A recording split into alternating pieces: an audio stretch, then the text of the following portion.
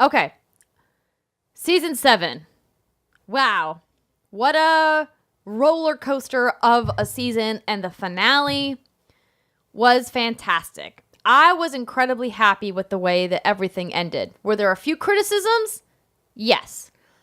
Did this whole season have some major plot point problems? Yes. Yes. But damn, it was the most exciting Game of Thrones season yet. Steimer, what are your thoughts?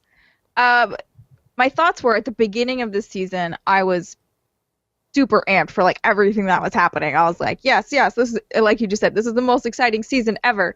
And things are happening now, and it's not taking forever. And then the last 2 episodes, it got to me a little bit, and I was a bit less enthused, and kind of, I guess, like a criticism I've seen around the web, and I think this is definitely true, is it got a bit too fan fiction-y, or like a bit too gratuitous fan service. Too much fan service. And I was like, was everyone banging everyone? No, not actually, everyone was banging everyone, but there was very little banging this season until the last episode. There were 2 scenes this season that I can think of: Grey Worm and wow, I can't remember her name. What? Missandei. And Missandei, yeah. Grey Worm and Missandei, and then obviously Dan and John. Wow. Danny and John. The last thing that happens, which, so Britt, I don't know. And there's that scene between Cersei and Jaime where they're in bed together, and she gets like a knock on the door from one of her like handmaids, and he's like, "Don't answer it. Like, we can't be seen together like this." And she's like, "Bitch, I'm the fucking queen of Westeros. I'll do what I want." And then the maid comes in, and Jaime's like super uncomfortable, and the maid's like, "Hey, Jaime," and then she leaves. Do you remember that? No, I don't. Which is weird. I'm like, wait, how did I miss that? Oh, yeah. I see Lena Headey's butt. It is a nice butt. Jon Snow also has a nice butt. Oh my gosh, we could just talk about butts, but we digress. Continue, yes. Steimer. Well, no, I'd asked Britt a question. I wasn't sure if. Oh, right. We should preface this discussion with, I only saw the first couple seasons of Game of Thrones. However, I love watching Twitter. I love reading the BuzzFeed articles about all the latest and greatest. I saw the last sex scene, glorious. I know that's kind of weird for certain reasons. Nope, but not weird at all. No. Well, no, because aren't they related? Yes, but let's jump right into the incest. So let me just say, I am here. Let's jump into the incest. I am here to drink, nod along, and tune in when we're talking about butts and sexual intercourse between characters. Continue. You can score the butts. So the whole incest thing of like, oh, it's his aunt, blah de blah. I'm like, yeah, but you got to think back then. It's not unusual to have that. I mean, maybe that's slightly close, but for the most part, there was incest in these royal families. Would you like to know the definition of the word incest? Yes, I would. Yeah.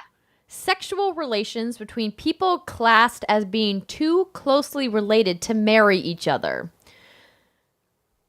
So I thought there was more. According to the Merriam-Webster, what this means is their definition is sexual intercourse between persons so closely related that they are forbidden by law to marry. So, okay, under that definition, Merriam-Webster, the dictionary, technically it's not incest because their wedding would be legal in Westeros. Would it? I guess you're right. In Westeros, in that world, because yes. The Targaryens have done that for centuries. Yes, didn't they marry brother to sister? Or was that too close? Was it? They did marry very close. So. The Targaryens tended to keep it in the fam, and maybe not as close as Jaime and Cersei. Like that might be. You know, it obviously is weird. It has a level of weirdness that everyone's uncomfortable with except for them. I mean, they were in the womb together. Yeah. That's like a little, brother and sister is close, but twins is like real close. I'm sure that we have at least one set of twins who listens to the show.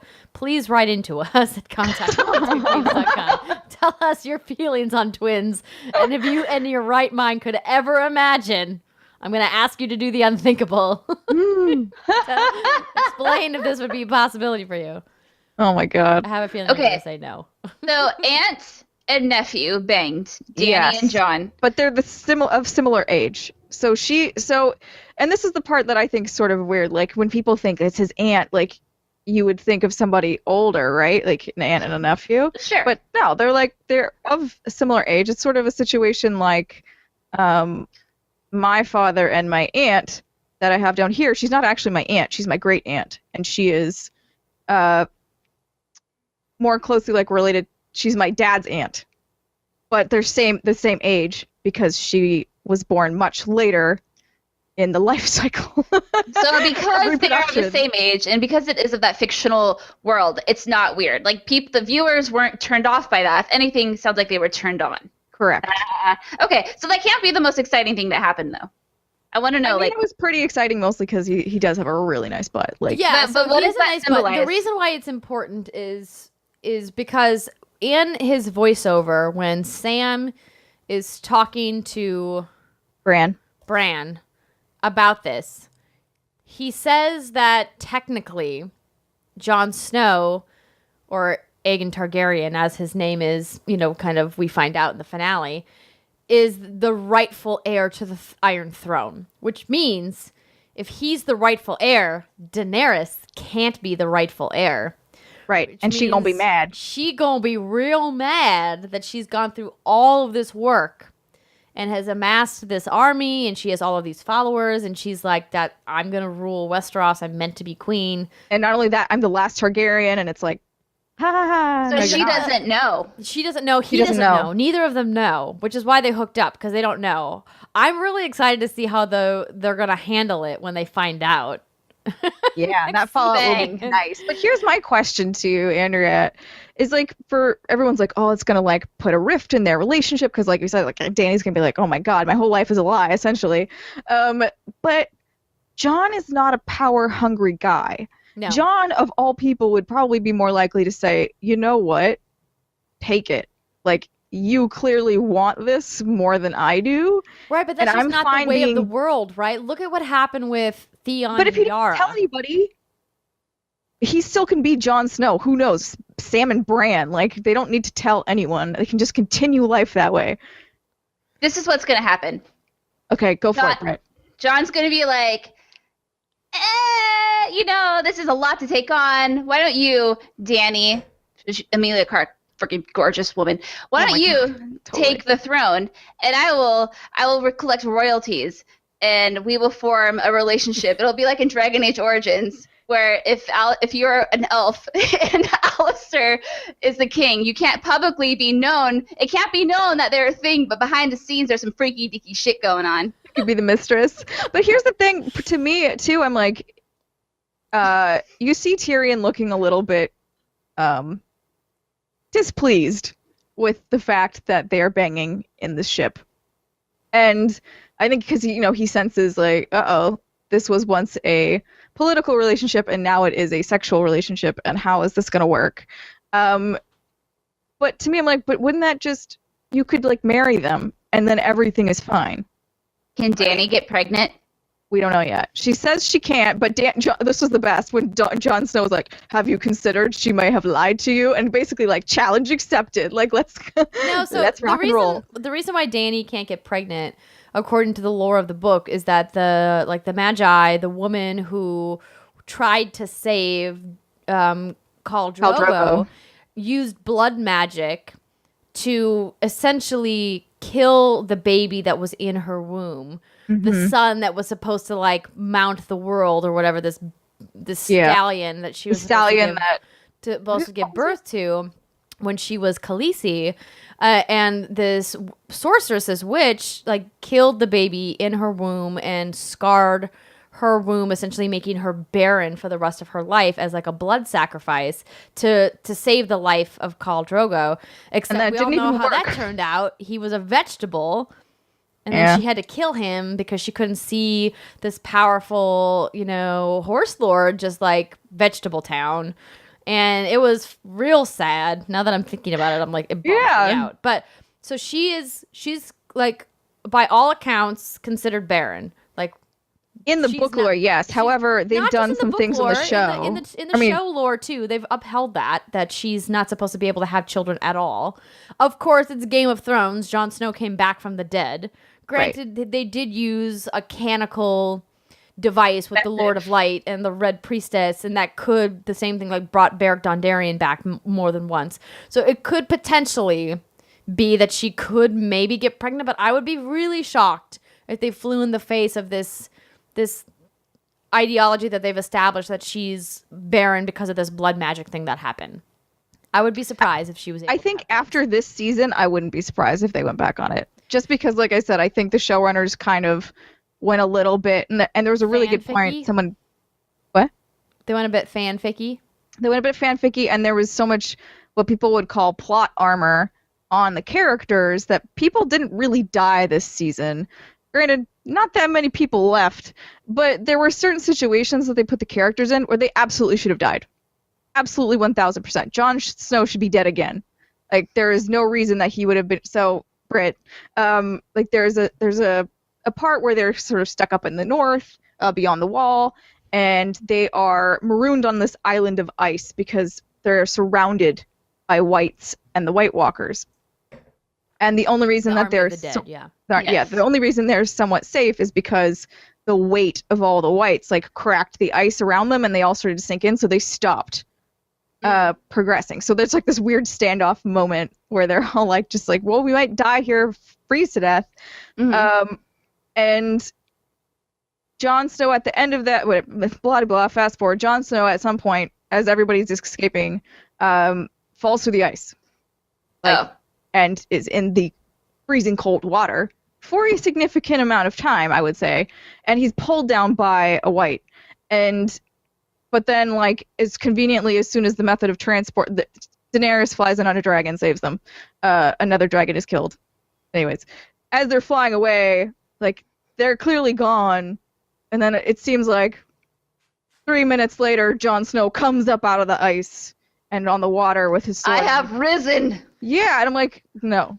Well, okay, so that whole scene is problematic for a variety of reasons. First, yes, in the finale, they make a big whoop-de-doo about the fact that the whites can't swim. Euron Greyjoy says, I'm going to sail back to my island. If they can't swim, they can't get to the Ironborn. I'm going to wait out winter, and when I come back, I'll deal with whoever's left. He tells Daenerys, hey, you go back to your island, I'll go back to mine, and when winter's over, we'll, like, fuck our brains out, and we'll rule everything. And Daenerys, of course, like, gives him the bird with her eyes, as she should, because Euron is gross. But, like, the thing that's problematic is in the scene where Jon Snow is on the ice island with, the rest of the Westerosi Avengers, is that the whites are swimming underwater and pull Jon down. Now, they're not like fucking doing the backstroke or anything crazy, but they're in the water and they're moving around. Yeah. And so, like, can they not swim? And then a lot of people brought up the fact that how did the dragon get the chains on him? Where did they get the chains, and who put them on the dragon in order to be able to pull the carcass of the dead dragon out of the water so that the Night King could transition him into, like, ice zombie dragon? I can see how they could easily put them on, like the chains put on, and that's it. But your first question is the bigger one. Where did they get these chains? Because what you can do is you can just, like, basically sacrifice the pawns, right? Like, send the whites down the water. They're not coming back up, but who cares? You get the dragon out of it. Right. They tie it down, at the bottom, and then live there forever, I guess. Like, I don't really know. Are they just chilling at the bottom of the lake? Yeah, because they're not dead. So yeah. I think the thing that is that there's just the biggest problem with this season is these little cracks have amassed to a point where we really, as fans, have to suspend our disbelief even more so than we normally do with a fantasy series, because they're taking liberties. And I think the fanfic criticisms are 100% valid. I think that it's clear the showrunners have no source material to go from anymore.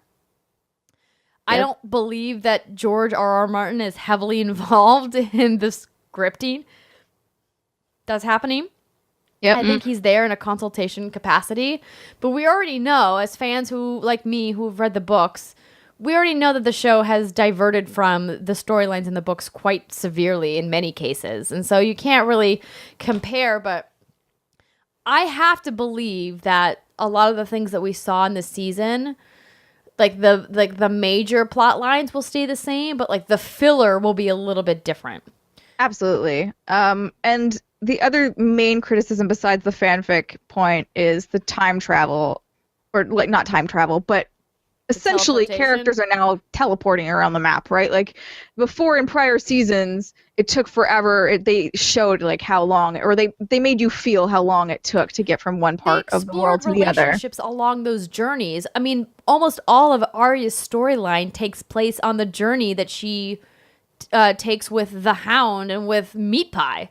Yeah. Think about how long that whole exposition took, and that was them leaving King's Landing, right? And totally. And there was a funny map that I saw, and it was like Jon Snow's travel, and it's and then the Army of the Dead's travel, and it was like this much. Like they just right. That totally is super inconsistent. It was really frustrating that everybody else could teleport, but the Army of the Dead was at Hardhome, which, according to the map of the world, is not that far from the wall. Exactly. And then what they did is they just kind of just like meandered around in the woods for the entire season. That was a point that I was a little bit upset about. I had hoped that there would have been more conflict with the White Walker army in the season. And really there was just two things. There was the scene with, the Avengers on the ice where the dragon was defeated. And then there was the final scene of the entire season where they finally came and used the dragon that had been undead dragon into a White Walker dragon into destroying part of the wall, and the army has now breached the wall. And so they didn't really address the fact that the wall's supposed to have bedrock magic in it, and the whites are not supposed to even be able to cross the wall. And that they were able to so easily destroy the wall with one dragon. And what is he breathing? Is it fire? But it's blue. Is it like magic fire? Like blue fire. Blue fire. But the thing though, like, yes, it's the wall is supposed to have some sort of magic in it. You're right. But I don't think anybody expected an undead dragon. Like I feel like that may have been the chess piece element people weren't expecting. That seems like a cop out though. Oh, I mean, it 100% is. Thank you, Britt. But I guess the other issue I had related to this whole storyline was the, in my opinion, stupid idea to be like, let's go catch a white and bring it back to King's Landing. Because I'm like, if Daenerys doesn't believe me, why doesn't she just get on a dragon and go fly and see? And then, like, just go do some recon, right? Like, just go look and bounce, like, and you don't have to fight anything. Now, you won't convince Cersei, but obviously, as we saw, you weren't going to convince her anyway. No. So there was really no point in the entire meeting trying to convince Cersei to have a truce or to, like, be on your side. She did a really good job of playing everybody in that meeting. Okay. But I was just like, what? Why?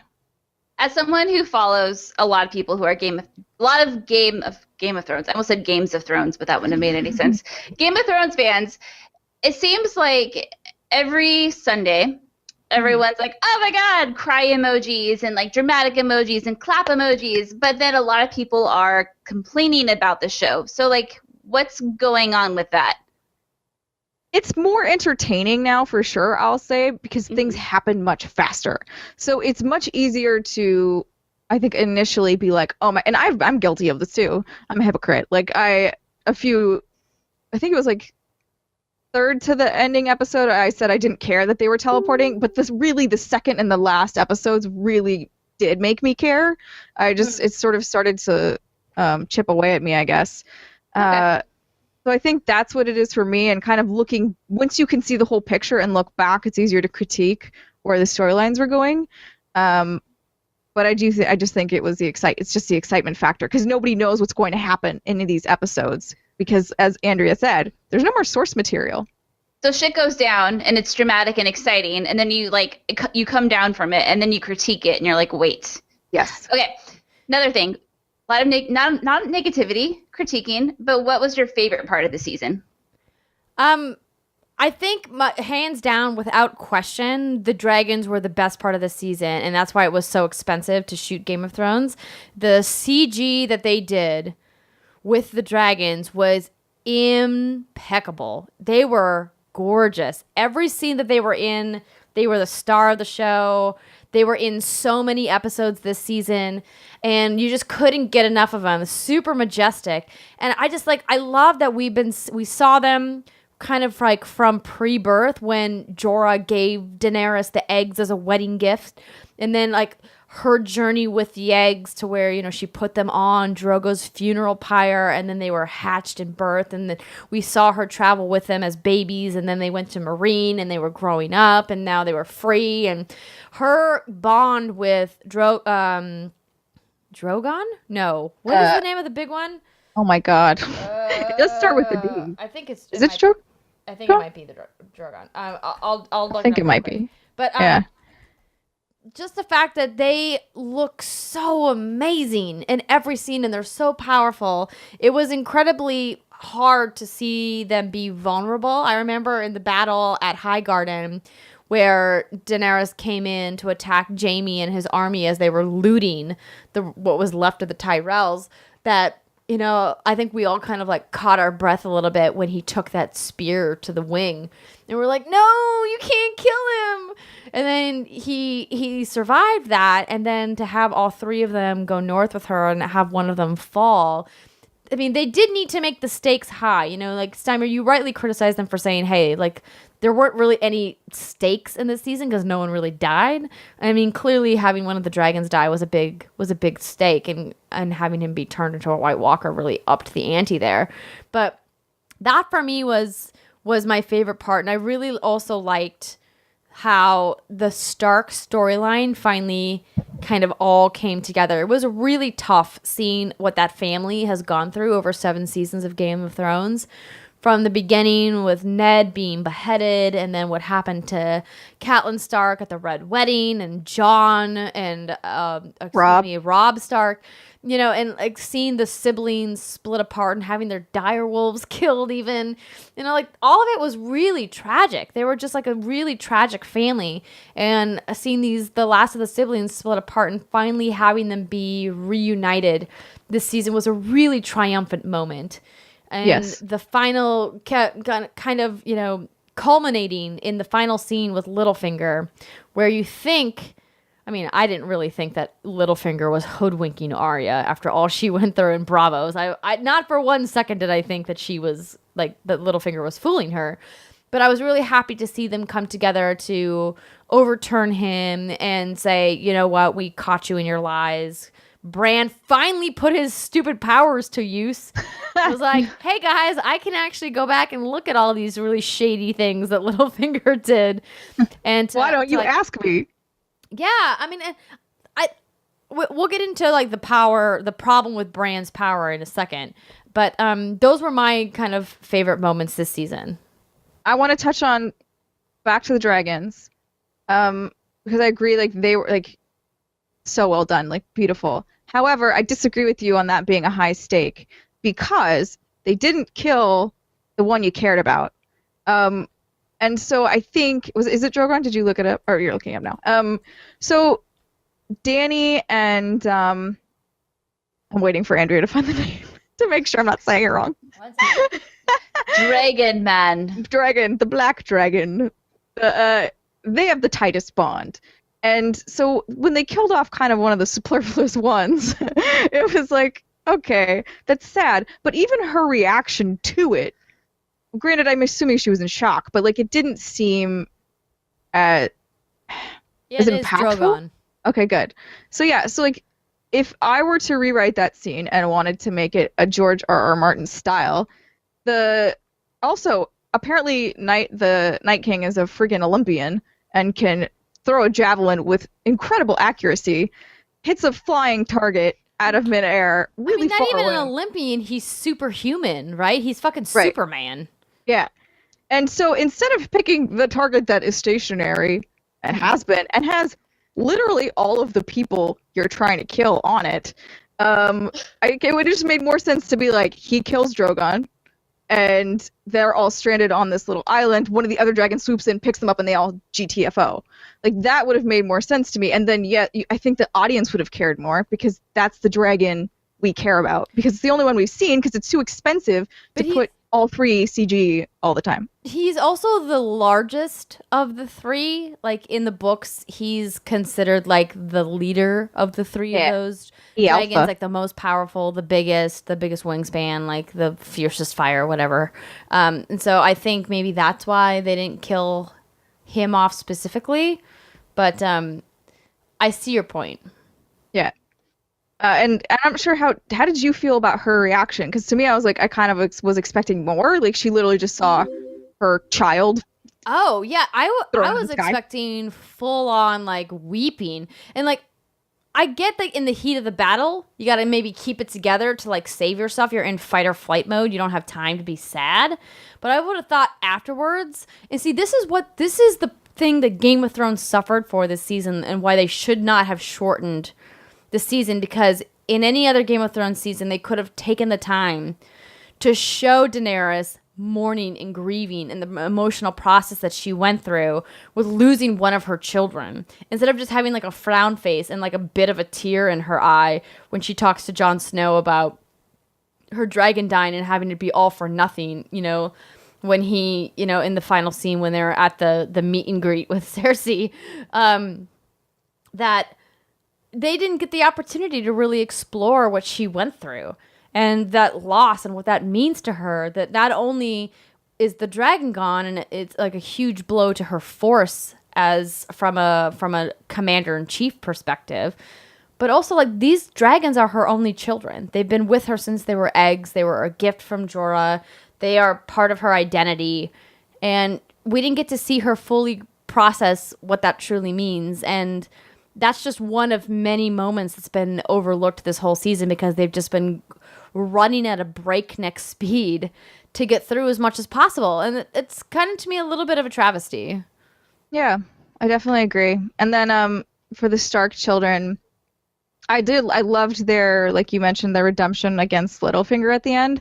I was a little irritated at the show editing, though, to try and set it up so hard to make you believe that Arya and Sansa were like gonna be at each other's throats, and they did it on purpose. And I'm like, why are you just trying to straight up mislead us? That's not, to me, good storytelling. You need to have some sort of indication there of what's going to happen coming up. Otherwise, it just doesn't make any sense. Like, when were these secret meetings happening? Was the meeting with Arya where she was sort of threatening Sansa, or like being kind of weird and like, I could cut your face off? Like, what was that for? Why did she do that? Because Littlefinger was nowhere around. That was like not even close to being a thing. Something interesting I read on IGN today was that the actor who plays Bran said that they had cut a scene. And the scene that they cut, I think, would have made this so much better, so they should have kept it in. And it was basically, I think, after that meeting Sansa has with Littlefinger, and she's like, Arya's going to kill me. That's what you are essentially telling me. And she goes to Bran, and it just says, she goes, I need your help. And like, that's it. That's the scene. And like, that would have made it make so much more sense that she's reaching an escalation point with Littlefinger, kind of thinking something's up, and then goes to Bran to fact check, and then like they all get together and take him down. But the way that they had cut it this way, it just seems completely random. It's like the showrunners were trying to force some drama where the audience was like, listen, you're not going to hoodwink us into thinking that the Starks, who are finally reunited, who have been through so much emotional pain, are going to just suddenly turn on each other. And start bickering, really? right? We were supposed to believe that bullshit?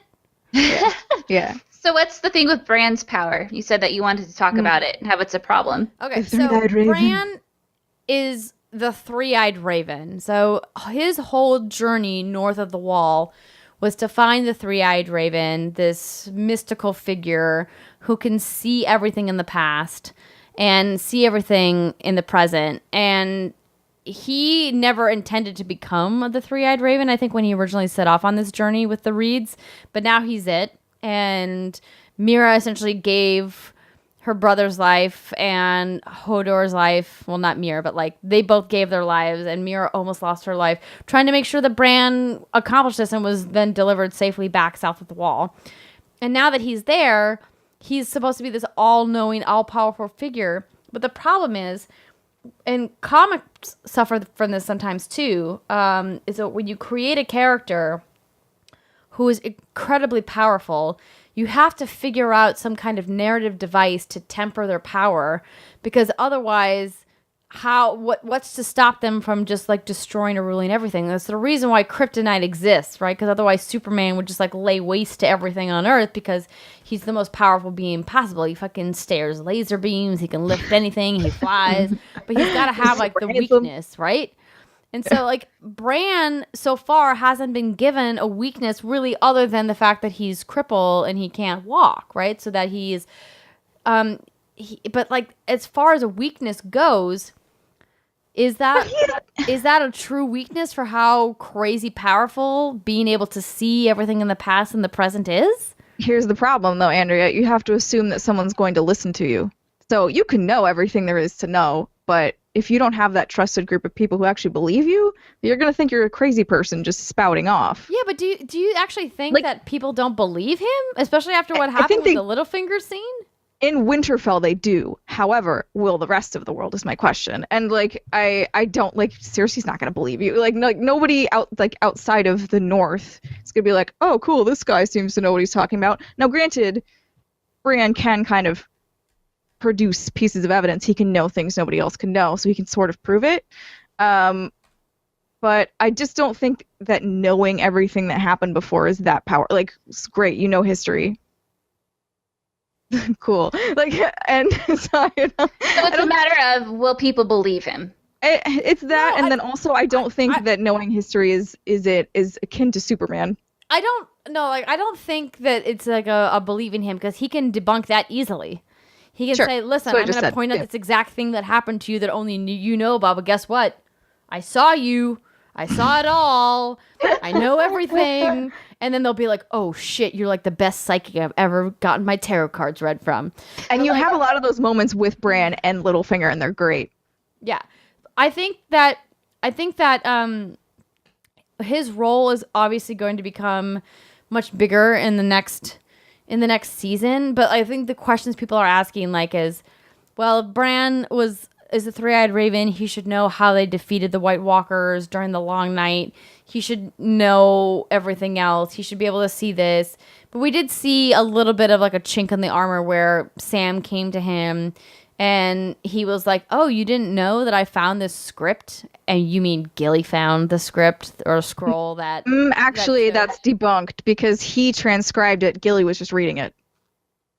So Sam made that, like, he transcribed that note. But then Gilly was just reading it aloud. So she was reading it to the audience, but Sam did already know that information. Sorry, just... No, that's fine. Thank you, Steimer, for that correction. Anyway, the point being, like, you have to kind of figure out where to draw the line as to, like, how powerful he is. Now, one thing I do want to say is that the Night King theory that Bran is the Night King is whack. It's not realistic. Even the actor himself calls the theory far-fetched. So I don't think anybody out there should hold his breath or her breath that Bran is going to become or is all along has been the Night King. I don't think that's a thing. He also mentions in that article you're referencing, though, a sort of explanation as to why he didn't know about the marriage. And he was like, imagine you've had every like encyclopedia downloaded into your brain. Yes, the information's there, but you're not sure where to look for it, or like you need to have some sort of direction in order to use this power. You can't just be like, I want to know everything that there is to know. But when Sam is like, no, he's did not this. Like the Fifth Element. Exactly. So, you know, when Sam gives him that clue and that trigger, he can go to that place. And that, I think, unlocks the name that Jon had. So essentially, Bran is the Google. of Game of Thrones. He is the Google. You must ask it a question. Yeah. Cat videos. Exactly. Man, I feel like we could just keep talking about this I wanted forever, to mention but one more thing. yes, Steimer, tell And me. my happiest moment actually was Jaime Lannister leaving Cersei Lannister at the end of the show. And there was a half a second for me. Slow Yes, clap for clap. Jamie. The brother finally left the sister? Yes. Like, So- they broke up? Yes. Okay. Well, Well- in more ways than one. Yeah, I mean, yeah. She called him a traitor and like was threatening him with the mountain, the zombie mountain. So even I knew she couldn't kill him because if she didn't kill Tyrion, there's no way she's gonna kill Jaime. Precisely. But there was still that half of a second my heart skipped a beat when the mountain like unsheathed his sword, and I was like, holy crap, no. And then yeah, obviously it didn't pan out, but they got me for that half second with that noise, just the steel like sliding out of the sheath. I was like, oh no, you can't kill him. I like him.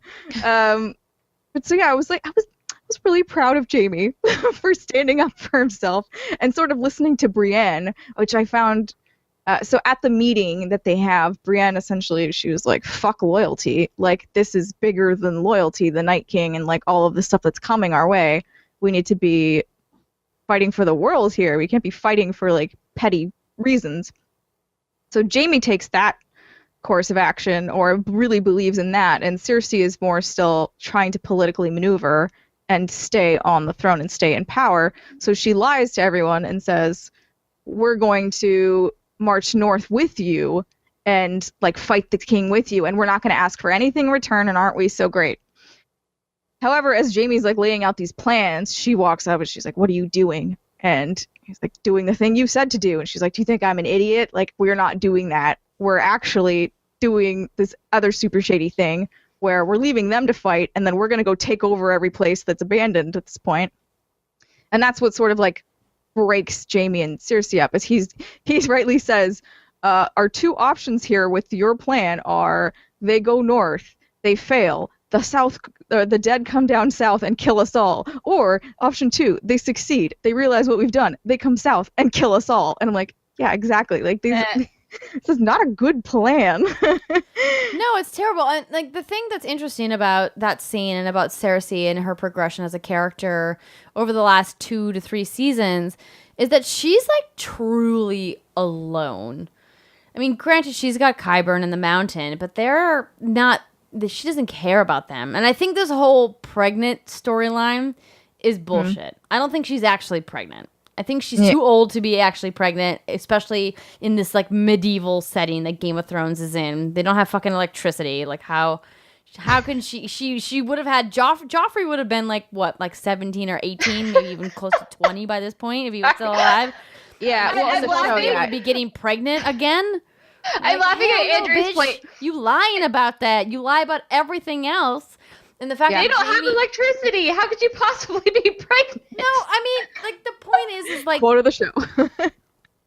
Most people don't live to be that old, and having a child when you're like in your mid to late 30s is tough enough in the modern age. In 2017, it's tough.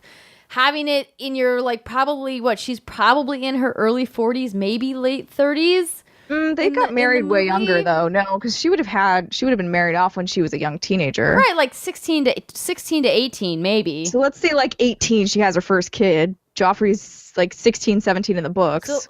So, okay, so let's say he's 17 by the time when he's murdered. Yeah. So that would make her she's still mid-30s. Mid-30s. Yeah. But then there's been, according to the timeline, there's been at least a couple of years that have passed between when Joffrey was murdered and then the whole thing happened with Tommen and the people, the Tyrells, and blah, blah, blah, blah, blah, blah, blah, and we get to where we are now. Obviously, the teleportation has fucked with the timing of everything. Nobody knows. Yes, it has. We don't know what time it is anymore. We don't know what year it is. Yeah. So let's just hypothetically say that she's like 35. Like that old age of 35. Is it physically possible? I think it's more like she's like 37, but Is it likely? No, it's not likely. Yeah. Also, she and Jamie have only hooked up like a couple times. She Yeah, must be well, like the most fertile person in all of Westeros. If she Fertile myrtles immediately exist. got pregnant. The thing that Also, if how do they- you know you got pregnant? Huh? right? You well, just yeah, put your especially in that stomach- day and your age. Yeah, hand in right. Your stomach, you're like, I feel the You embryo pee on a in stick. there. This is like what? But my thing is that, as you mentioned earlier with Dany, she cannot get pregnant because of a reason, and so because of a reason that was dumb. You know what I mean? Like there's a Blood magic. canonical, I can't say that word very well, reason as to why she can't get pregnant. But there's also one for Cersei, and that is the prophecy that was told Ding, ding, about ding, her. ding.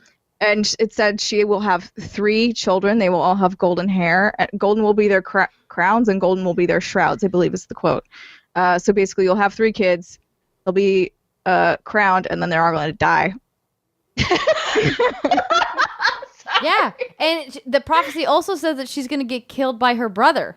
The younger brother, which could be either Technically, could Jaime be or either Tyrion. of them. Yes, because Jaime was born right after her. So I have to imagine that it's going to be Jaime that kills her because they're setting it up to like have her have this epic fall.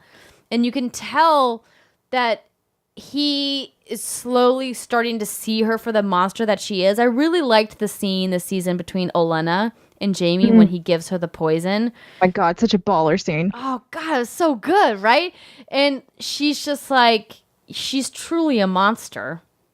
You have to see her for that, right? And Jaime, you can see Jaime kind of take pause and be like, is she a monster? She kind of is a monster, isn't she? But Yeah. he doesn't obviously admit that to Olenna. He has no reason to. But Jaime clearly sees that, especially when he gets back. And then she pulls the "how dare you, like go against me or betray me" because of the meeting that Bronn set up between Tyrion and Jaime, which clearly Jaime didn't know about. It's not like Jaime was like, "Hey, Bronn, set up this secret meeting with like the brother that I'm trying to actively execute." You know? She even says that. She literally says, "I know you didn't know about it, but it's still it's still treason anyway." And we're like, "Wait, what? Like you knew he didn't know what he was going into, but you're still like calling him treacherous and like a betrayer and like all this stuff? Like, is it because you didn't drag him into your chambers and let you behead him immediately? Like what?" Yeah, it's man, the Lannisters. I don't see a world in the Game of Thrones universe where they're at in the series where the Lannisters can make a comeback. I really don't.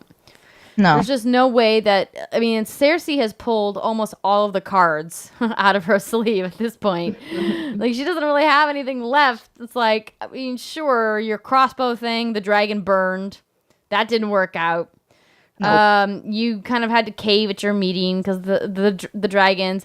And, like, sure, you've got, we've got Eurons hypothetically sailing to pick up this mercenary army and bring them back to Westeros. And she's like, oh, the Iron Bank is at my side. And I'm like, yeah, but the Iron Bank is, all they care about is who's got the money. And after they take the money that you've paid them back, it's not like you have extra money to take out another loan with. Yep. You know? You are literally putting yourself back in debt for a move that's probably not even going to benefit you. Cersei's credit score is fucked, man. She cannot buy a house. I don't know what she's thinking. Yeah, there's no electricity. Well, no. Don't there's get hung up on that, Britt. No, that it was was a so funny funny. thing. Thank you for was being so good. patient, Britt, and listening to Steimer and I rant about. And I know that Alexa No. wanted to be part of this conversation, and it's unfortunate that she is, ill this week and she couldn't. But maybe we can, have another discussion about it. Predictions for next season. Well, the next season's not coming until 2019. Wait, really? Did they confirm that? They said 2018. I think it's 18 months is the technical. No, they didn't confirm. They did not confirm a time frame at all. Is that normal for that long? No, it's not. But here's the problem is that the production of each of these final episodes, so there's only going to be 6 episodes in the final season of Game of Thrones. And the showrunners have said that each episode is going to be probably 70 to 90 minutes in length, potentially even longer. So we're talking about like feature film length productions for 6 episodes. They're essentially making 6 movies. So is next season the last season? Yes, it's the Yes. final season of Game of Thrones. Ah, okay. So that's why it's going to take a really long time because they're like, yo, making one movie usually takes like 2 to 4 years. Making 6 movies, that's a long time. Oh, I feel bad for you guys. Like, that must be really rough. Well, the rougher part is that there are speculation from, movie people out there, critics and people who like have been covering the movie business, that they're going to kind of do what Harry Potter did and potentially split episodes and then do theatrical releases. So the idea that I heard floated when I was on Fanboys earlier this week, I had the opportunity to meet up with Jeff and Marcus over on Fanboys, which is twitch.tv/Twitch is where it airs.